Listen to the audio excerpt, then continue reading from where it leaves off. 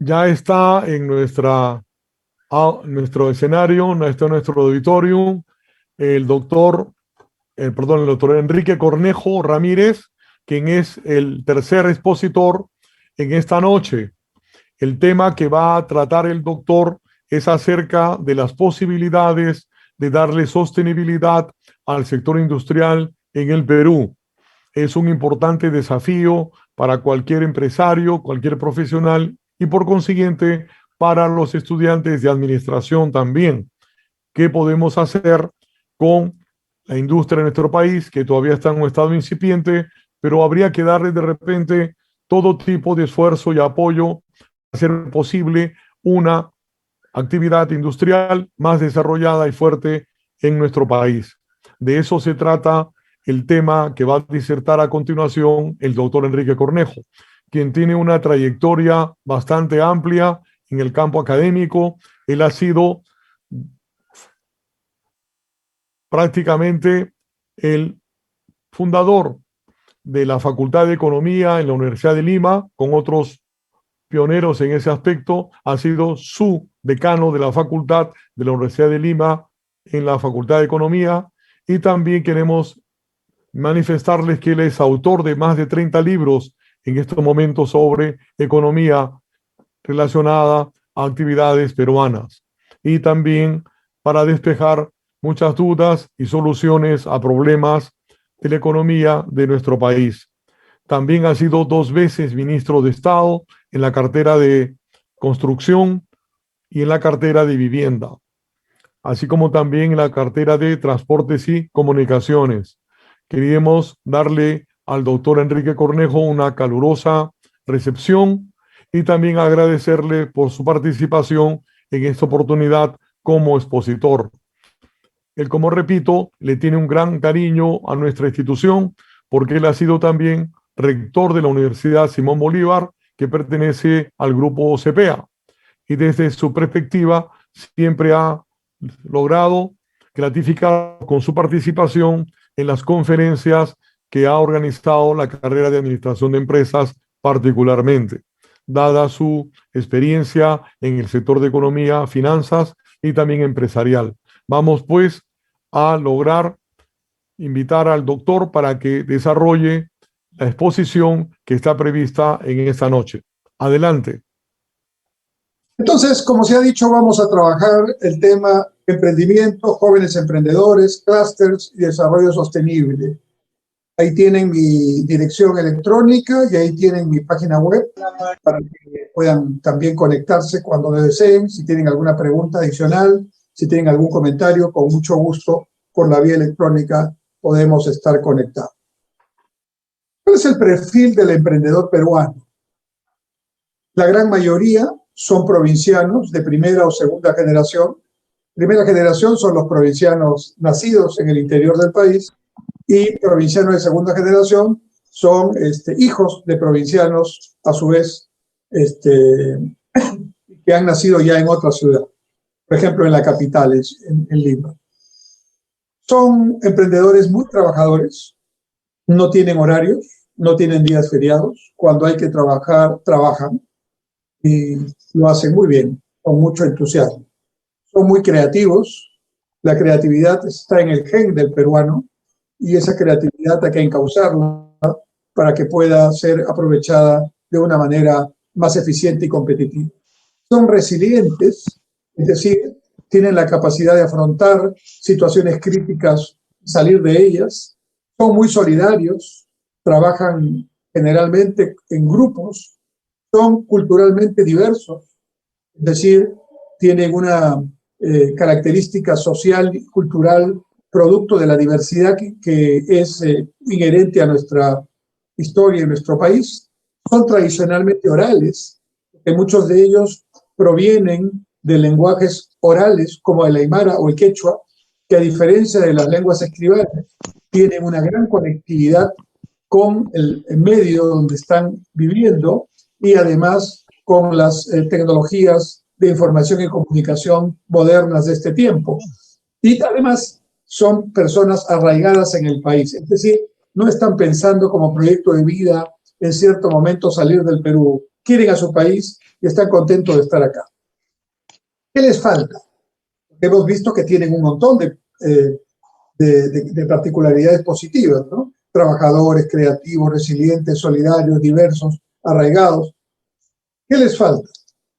Les falta capacitarse, les falta asociarse para lograr un tamaño mínimo eficiente, para lograr economías de escala, para lograr más eficiencia en su trabajo, ser más eficientes. Les falta elevar su productividad. ¿Qué es el concepto de productividad? Es el rendimiento de cada factor productivo en unidad de tiempo. Si uno tiene mayor productividad, produce más en el mismo tiempo o produce más en menos tiempo también. ¿Y qué le falta también? Conocer el mundo, porque abrir su espacio, abrir su punto de vista, abrir su criterio, conociendo otras experiencias, les permite entender mejor quiénes son, su identidad y poder mirar al mundo con satisfacción, con orgullo y con, digamos, autoestima alta. Yo tengo entonces una caracterización del emprendedor peruano que le llamo las 5 R's del emprendedor peruano. Resistir, reanudar, reactivar, reinventar y reposicionar. Para mí estas son las maneras como actúa el emprendedor peruano en mi experiencia de más de 40 años de verlos, de estar cerca de ellos en diferentes circunstancias. Resistir, reanudar, reactivar, reinventar y reposicionar. Resistir, miren, yo recuerdo que cuando en los años 70 trabajaba en el Ministerio de Economía y Finanzas, que queda en la avenida Bancay, en el centro de Lima, este tipo de carritos habían allí, no solamente para los vendedores de maca, quinoa, como el de la foto, sino también para los vendedores de ceviche, ceviche de pescado, ceviche de conchas negras. Pero la avenida Bancay siempre ha sido una avenida de grandes manifestaciones, porque está cerca el Congreso, está cerca el Palacio de Gobierno, y entonces quienes tienen que protestar de alguna manera van a la avenida Bancay. Por ejemplo, los eventos que lamentablemente ocurrieron a fines del año pasado cuando estuvo el tema de que salió el presidente Vizcarra y fue vacado, y entonces entró unos días el presidente del Congreso, el señor Merino, y luego entró el señor Sagasti. Hubieron disturbios, hubieron manifestaciones en la calle, donde se produjeron incluso los fallecimientos, allí, al inicio de la avenida Bancay. Bueno, en algún momento cuando yo trabajaba en el Ministerio de Economía y Finanzas, que quedaba en la cuadra 7 de la avenida Bancay, en el 7º piso trabajaba yo como economista, había pues estas manifestaciones y los policías lanzaban las bombas lacrimógenas. Y la bomba lacrimógena tiene por característica que sube, ¿no? O sea, los que estábamos arriba terminábamos también con los efectos de los gases lacrimógenos, al igual que los que estaban abajo. Pero mientras eso ocurría, los vendedores que tenían sus carritos se metían dentro del carrito, aquí abajo no sale en la foto, y ahí esperaban que el gas pasara, y luego, cuando ya pasaban los disturbios y ya no estaba el efecto del gas, salían y volvían a poner sus carritos. Esa manera, ese ejemplo que les estoy dando, es una forma de decir que ellos están acostumbrados a situaciones de mucho estrés, de mucho cambio, resisten con gran, digamos, fortaleza. Y ahora que estamos con la pandemia del coronavirus, ¿no? Están resistiendo también, aunque esta es una pandemia que nos está golpeando duro. Resistir, entonces, es lo que por muchos años han venido haciendo los millones de emprendedores peruanos, confrontando complejos e ilógicos trámites del Estado, sufriendo persecuciones por parte de las propias entidades del Estado, sin apoyo para capacitación o asistencia técnica y sin asociación o financiamiento para mejorar sus emprendimientos. El segundo tema característico es reanudar. Cuando ya están en una situación difícil, resisten y luego empiezan a reactivar, empiezan a reanudar sus actividades, reanudar todavía sus actividades, no obstante que los demás, las empresas más formales, las empresas más grandes, todavía no están en condiciones de reanudar. Ellos reanudan e inmediatamente reactivan. Esta es una foto de Gamarra en el distrito de La Victoria, en plena pandemia, con todo el aislamiento social, la cuarentena, y esta ya es una foto de Gamarra, digamos, más ya acercándose a la normalidad, reactivándose, ¿no? Reanudar y reactivar es lo que los emprendedores hacen cada vez que ocurre una crisis económica o social en el país.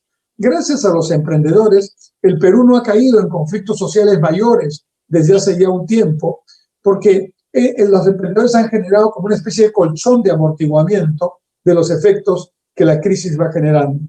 ¿Por qué? Porque los emprendedores generan o autogeneran su propio trabajo y, como digo, con ello amortiguan el impacto de la crisis. La cuarta característica es reinventar, ¿no?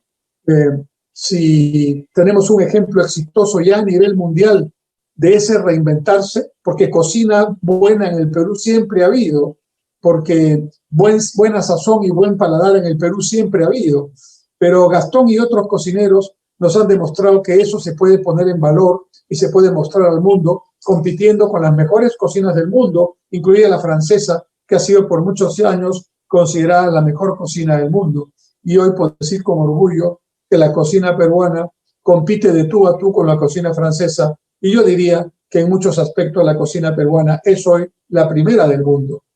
Reinventar, como el ingeniero ayacuchano que tengo aquí a la derecha, que inventó o reinventó esta galleta que le llaman Nutrihierro, que es una galleta nutritiva que, que ha desarrollado, ha ganado concursos internacionales y que ahora está tratando de que sea una galleta que sea parte de los desayunos escolares para mejorar el problema de la anemia.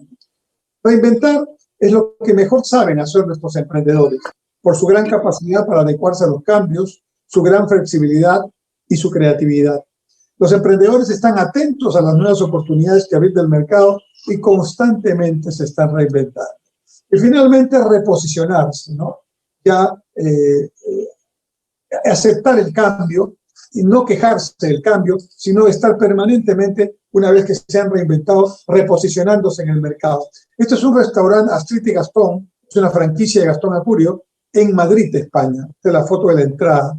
Y esta es una bebida peruana, Bicola, haciendo de sponsor o de, digamos, apoyo publicitario para el Barcelona de España, nada menos, ¿no? De manera que tenemos éxito cuando logramos estrategias que funcionan, que son las que hay que desarrollar, que hay que adoptar, y tenemos ejemplos de resultados exitosos. La cocina peruana con Gastón, por ejemplo, y la gaseosa Bicola con los añaños y AG Group, otro ejemplo. Y entonces el mensaje que desde los emprendedores se escucha es: déjennos trabajar, ¿no? Como consecuencia de todas las características que he mencionado, los emprendedores se reposicionan exitosamente en periodos muy cortos, a diferencia de las medianas y grandes empresas que demoran más. Y cuando se les da oportunidad y el apoyo necesario, con la asistencia técnica, la capacitación y el financiamiento, responden muy eficientemente. Solo necesitan que los dejen trabajar.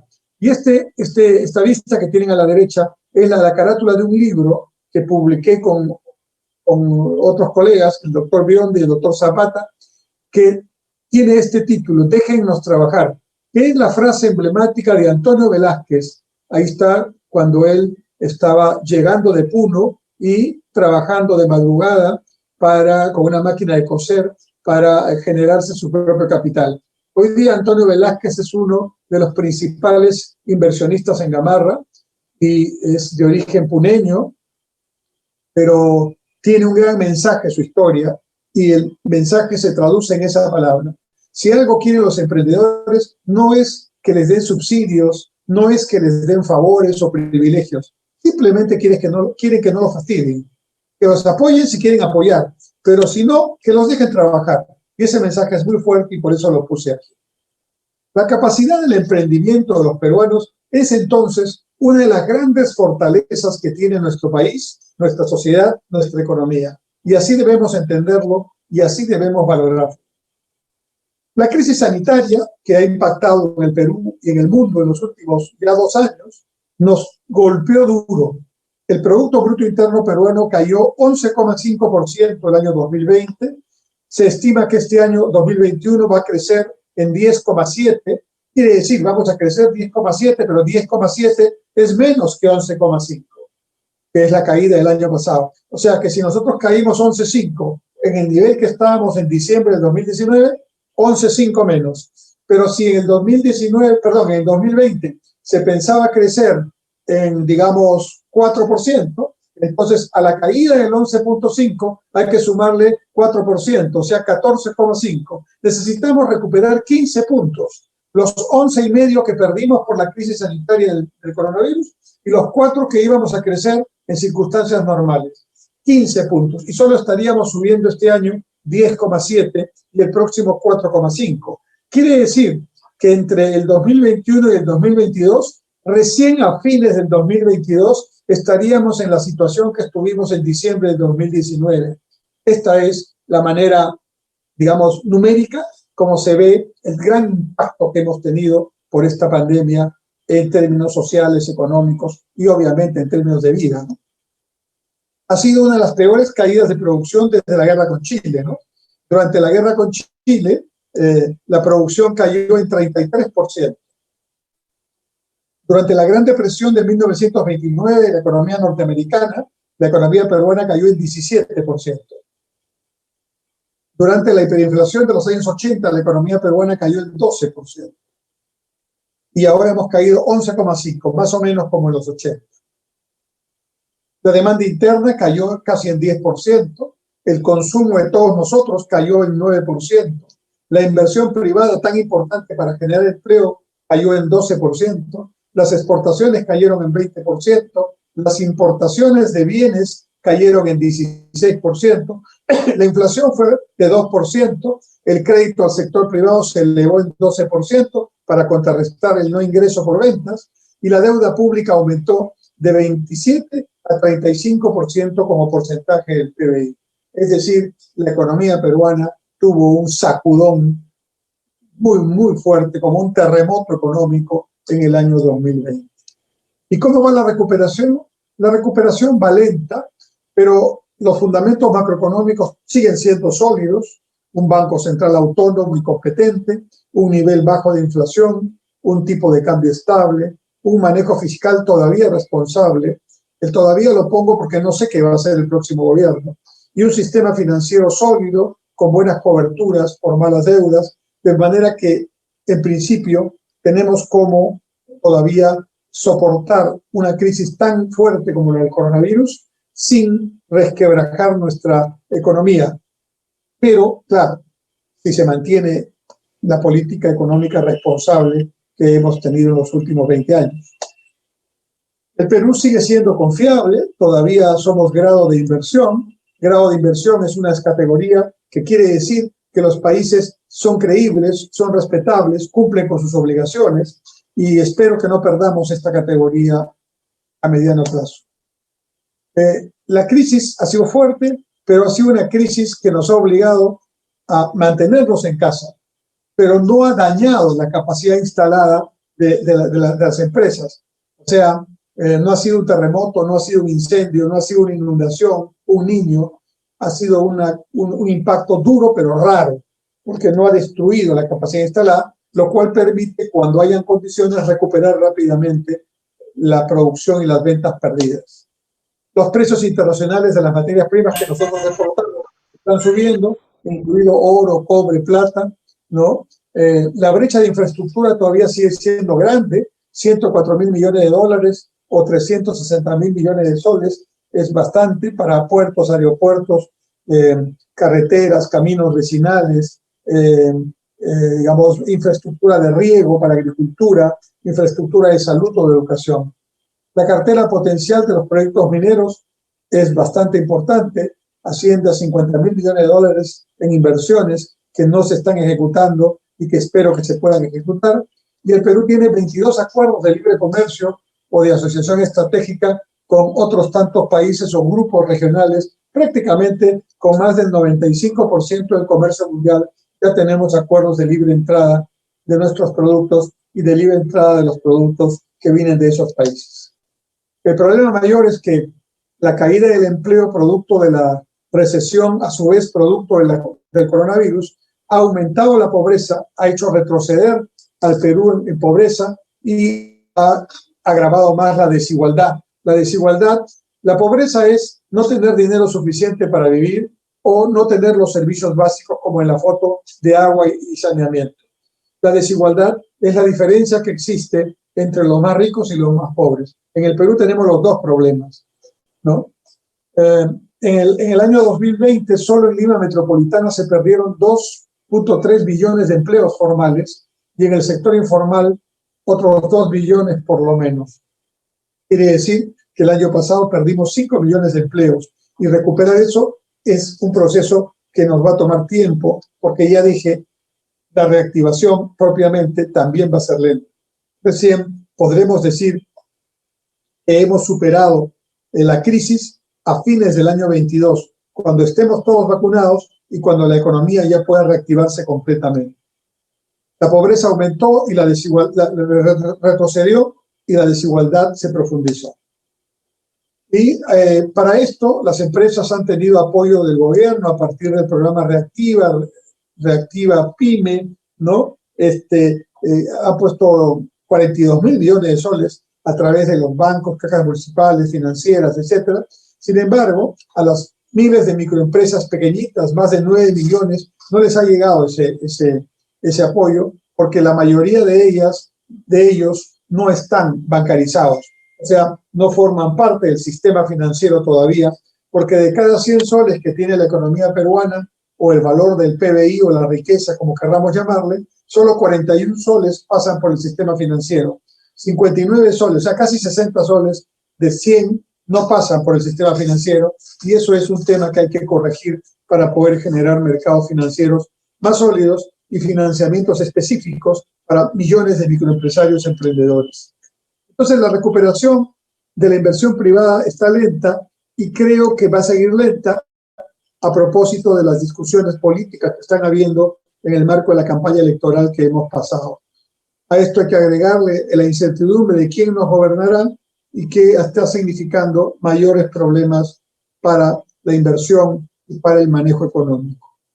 Necesitamos en realidad en el 2021 avanzar en 2 vacunas. La vacuna contra el coronavirus, tenemos que vacunarnos 25 millones de peruanos y al momento solo estamos alrededor de 2 millones y medio de vacunados.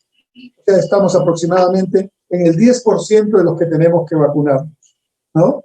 Y eso todavía es muy lento. Hay que avanzar con mayor rapidez y ojalá que pueda terminarse este año el proceso de vacunación completo.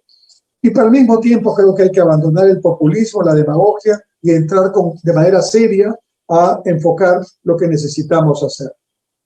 Las empresas se ven afectadas. Aquí tienen a Gamarra prácticamente como si fuera un domingo feriado, ¿no? Y aquí tienen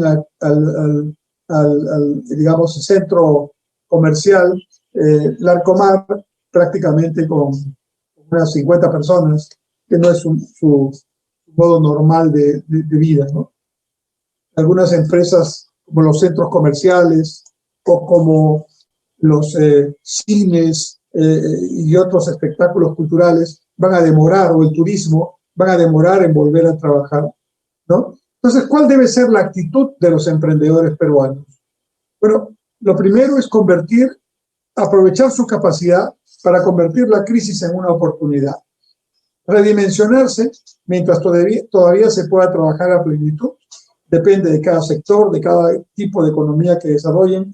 A esto se le llama el downsizing, reducir su tamaño para mantenerse. Algo así como hace la tortuga, ¿no? La tortuga, si ve algún tema, entra su cabeza dentro del caparazón y, digamos, ahí se mantiene. Como hacía el ambulante mientras tiraban los gases lacrimógenos en la avenida Bancay en Lima. Se metía en su carrito y ahí esperaba que pasara el tumulto, ¿no?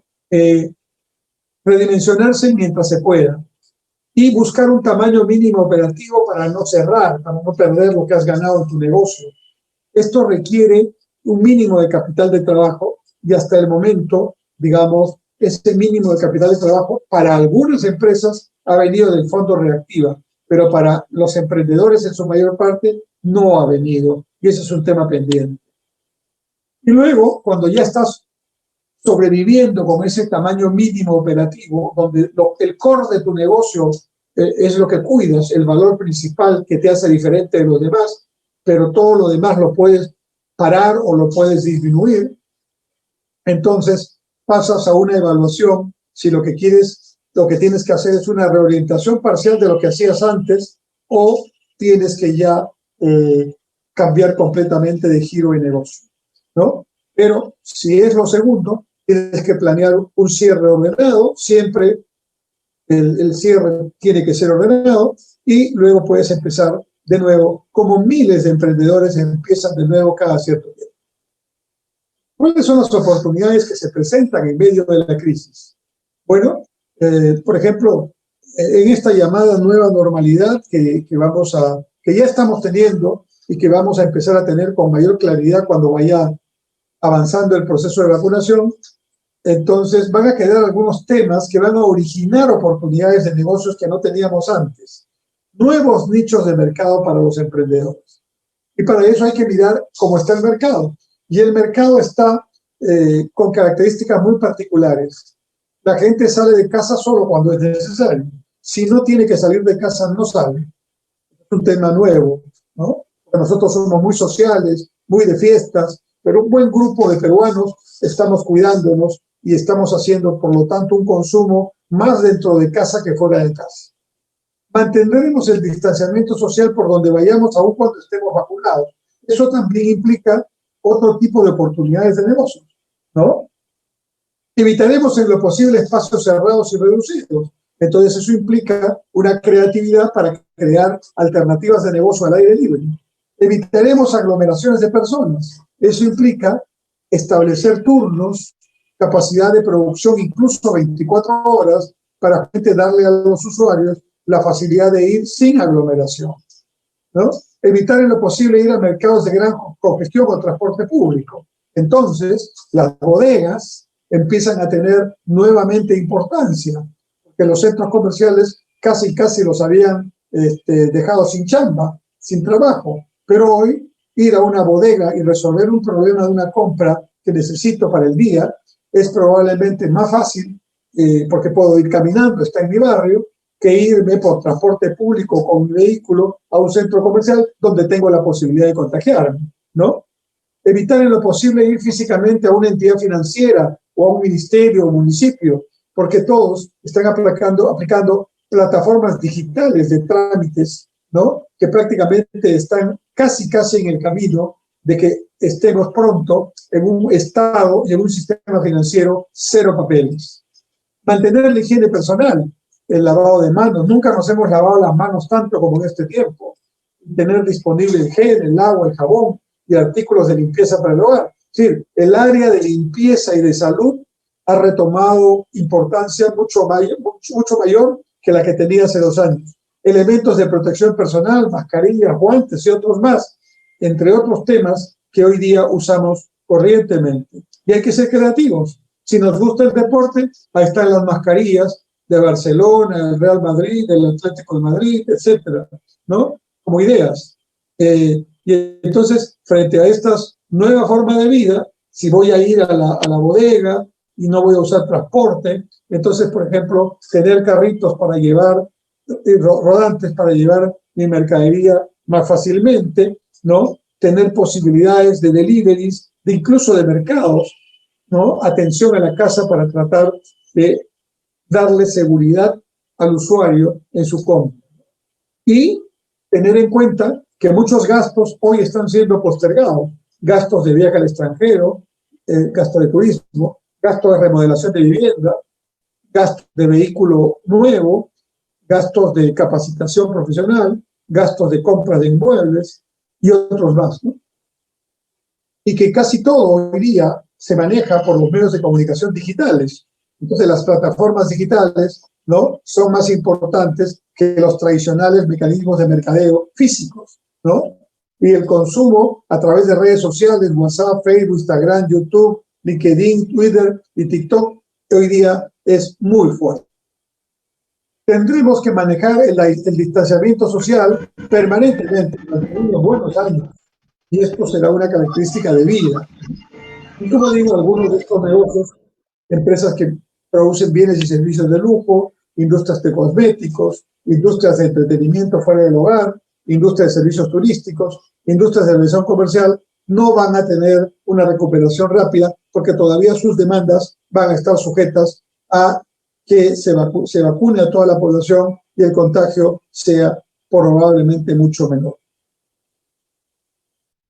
¿Qué negocios van a tener o ya tienen mayor demanda en esta pandemia o post-pandemia? Todo lo que se refiere a salud preventiva y nutrición, comercio electrónico, educación virtual, negocios de delivery, canales de cercanía, entretenimiento en el hogar, redes sociales, canales online, productos de higiene, banca electrónica, entre otros.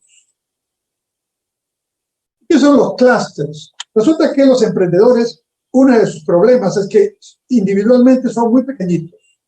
Por lo tanto, hay que resolver ese problema asociándolos.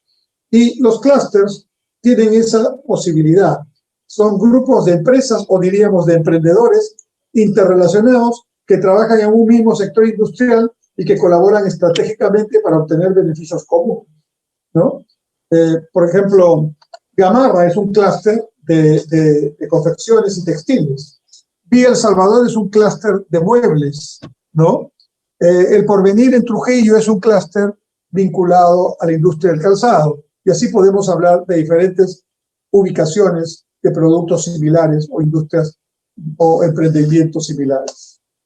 También tenemos zonas francas, como la zona franca de Tacna, o distritos creativos en el Bronx, en Estados Unidos, donde el distrito antiguo, popular e incluso peligroso se convierte en esas horas de la noche en un sector donde abunda el turismo, donde hay espectáculos, donde hay ventas y muchas cosas que, digamos, se generan a propósito de un distrito creativo, o sea, estimulando la creatividad.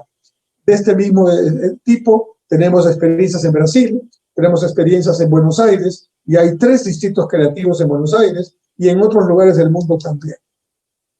A lo largo de los últimos 30, 40 años, se ha ido evolucionando del concepto de zona franca de importación al concepto de zona franca de exportación, al concepto de parques industriales o tecnológicos y ahora al concepto de distritos creativos. Distritos donde se promueve la creatividad para poder desarrollar valor y obtener empleos e ingresos. Y la idea siempre de un parque tecnológico o un distrito creativo es la conjunción entre las empresas, el gobierno y la academia o la universidad para lograr que este conjunto de acciones puedan desarrollarse con éxito. En el Perú, como digo, tenemos como antecedente la Sofra Tacna, el Parque Industrial de Villa El Salvador, el Parque Industrial de Lurín, el Parque Industrial de Huachipa, el Parque Industrial de Chilca y un proyecto de parque industrial en Ancón que está en pleno desarrollo. Está la Sofra Tacna, el Parque Industrial de Villa El Salvador. La red CITE del Ministerio de la Producción también hay que citarla. Son centros de innovación y tecnología en sectores puntuales: pesquería, acuícola, agroindustria, alimentación, indumentaria, energía, minería, madera, forestal, industrias creativas, marketing y logística.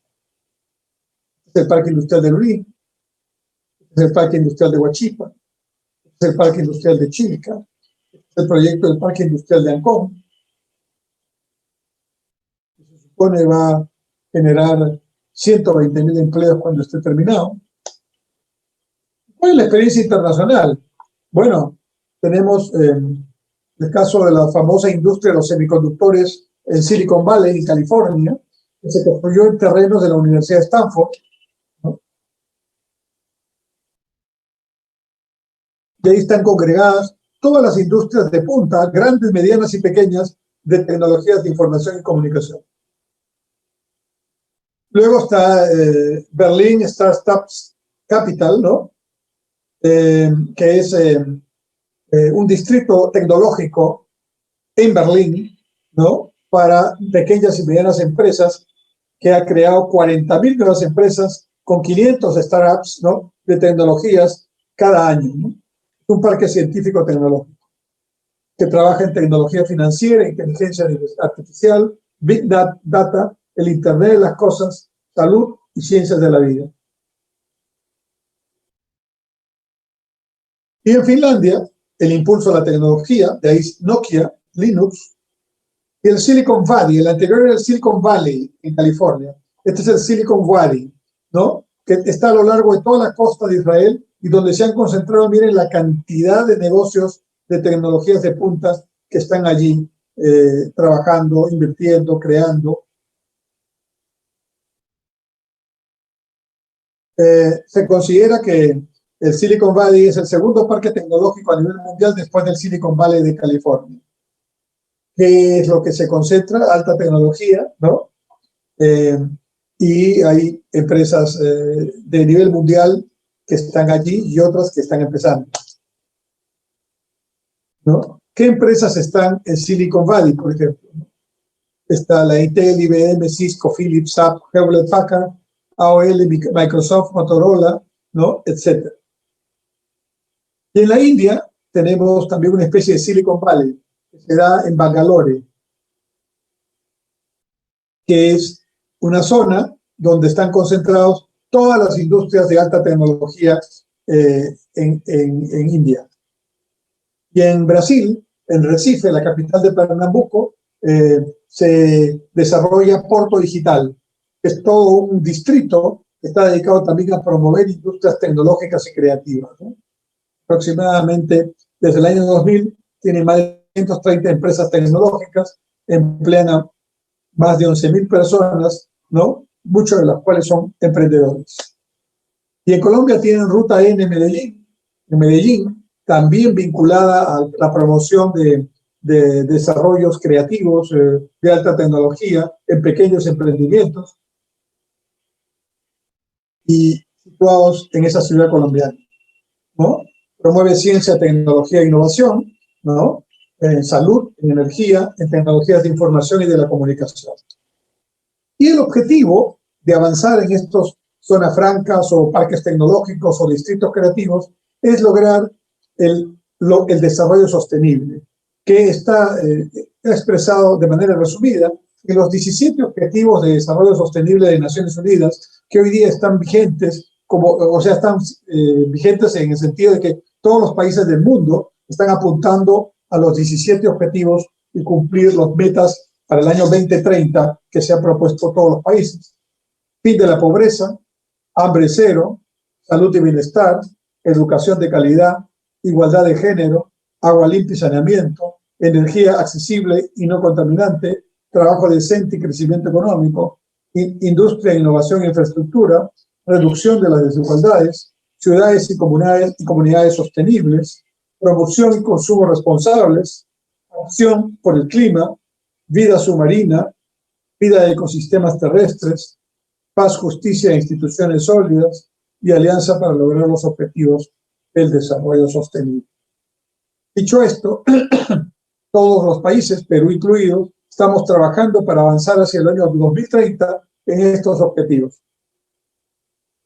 Y la idea es que logremos ese desarrollo sostenible, que en pocas palabras quiere decir un desarrollo que dure, donde lo que hoy hacemos para satisfacer las necesidades de la población actual no malogre lo que tendrán que hacer nuestros, digamos, quienes nos sucedan, ¿no? Para satisfacer las necesidades de las nuevas generaciones sin malograr a su vez lo que ocurra para las siguientes. Este es más o menos el panorama que quería ponerles con respecto al emprendimiento, la necesidad, las características del emprendimiento del Perú, su potencialidad, sus ventajas frente a otros países, las características que les permiten afrontar situaciones difíciles con mucha creatividad y con alta autoestima, y además las maneras instrumentales como se podemos lograr que este emprendimiento, que siempre nos ha ayudado a salir de las situaciones difíciles, nos ayude también a salir de la crisis del coronavirus con una buena asociatividad, con buena capacitación, con buena asistencia técnica, de forma tal que podamos lograr que nuestros emprendedores no solo salgan de la crisis, sino que aprovechen la crisis para desarrollar mejor sus negocios, para reinventarse y con ello ayudar al país a salir de esta difícil situación. Como dije al principio, ahí está mi correo electrónico, ecornejo@observatoriovial.org, y mi página web, que es el enlace enriquecornejoramírez.com. enriquecornejoramírez.com. Muy bien, eso es lo que quería comentar y estoy dispuesto, si tienen algún comentario, alguna pregunta, con mucho gusto.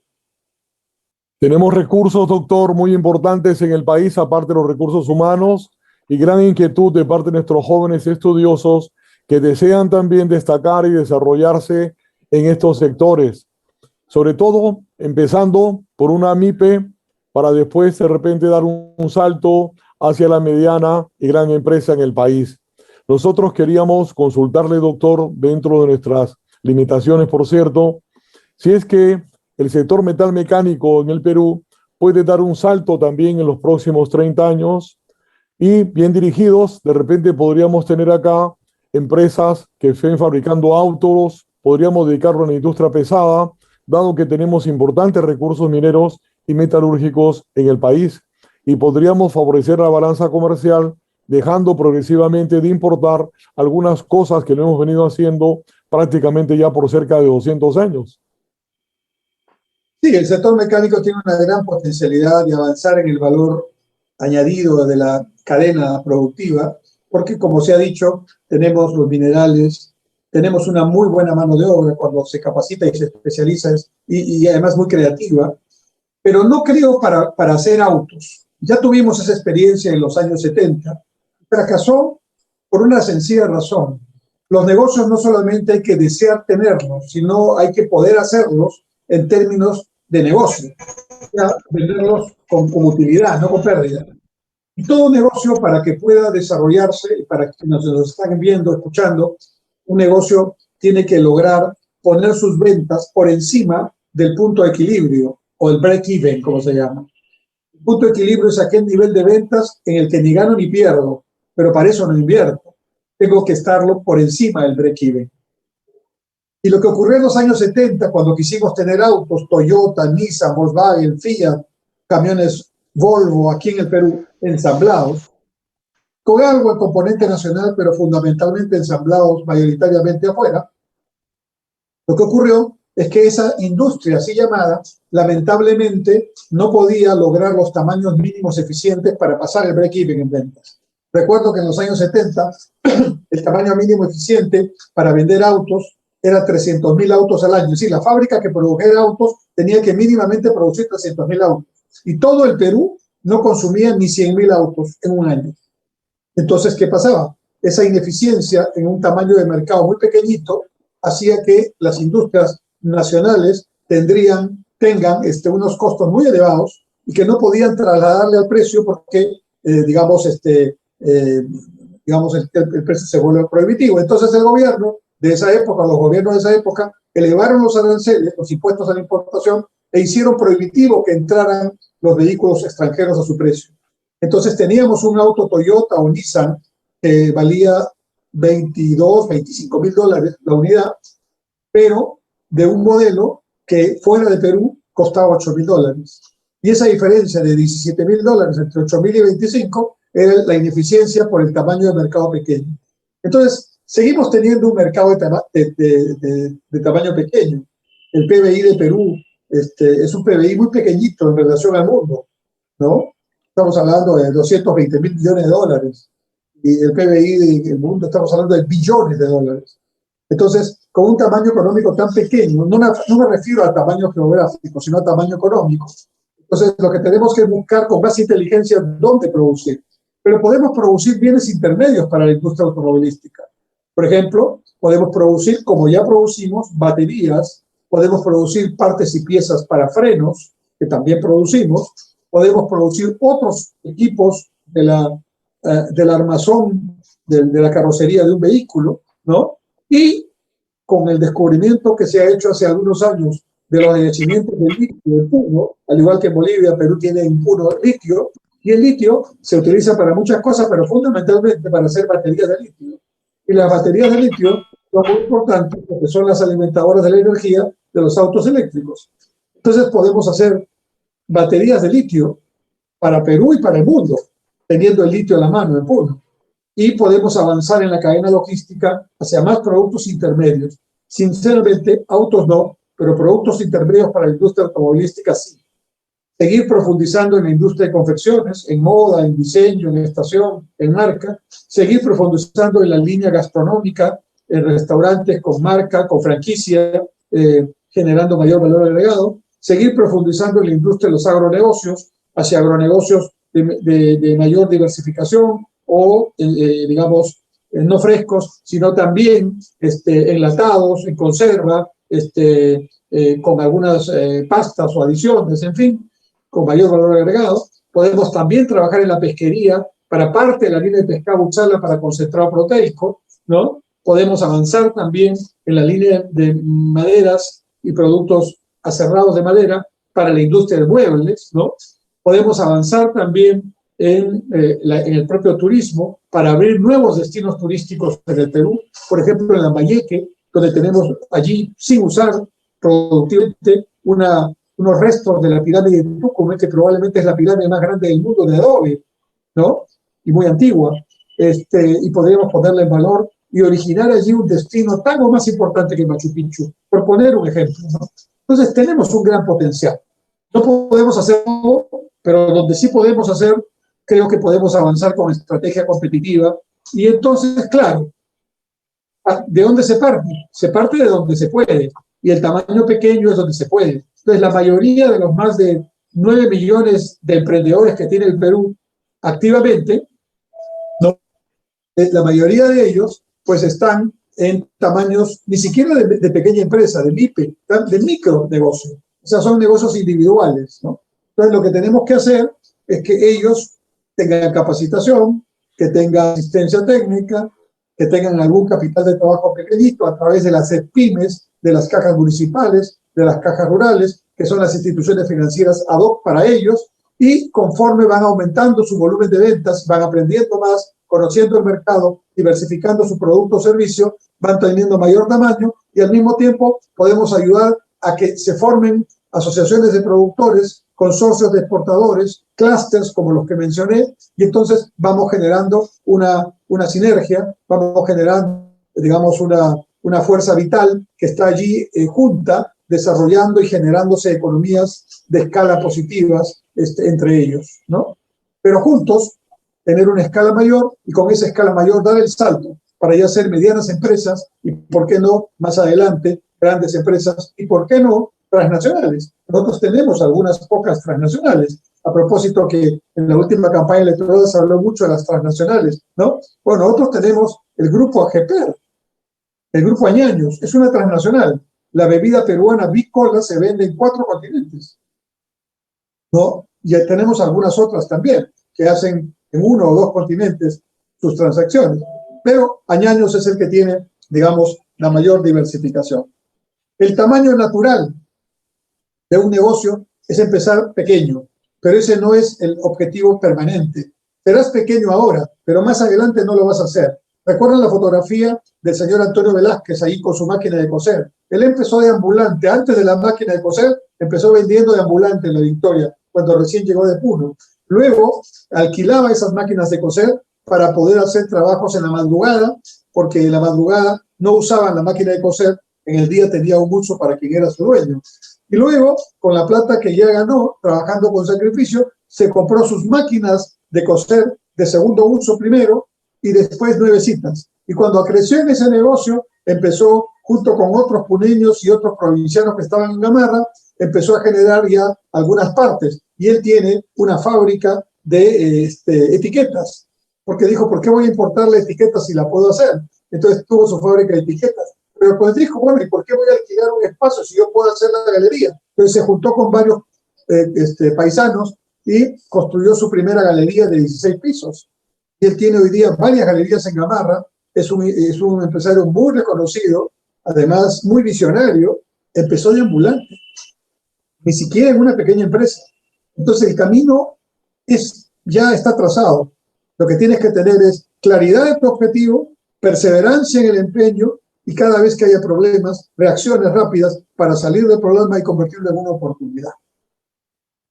Muchas gracias, doctor, por su brillante respuesta. Igualmente, que para nosotros va a ser muy interesante compartir estas experiencias académicas y profesionales con nuestros alumnos y tener una mejor generación preparada para las cosas que tenemos que enfrentar después que se agoten los recursos como el petróleo y también el agua dulce en el planeta, doctor. Muchas gracias por su participación en esta noche. Gracias, doctor.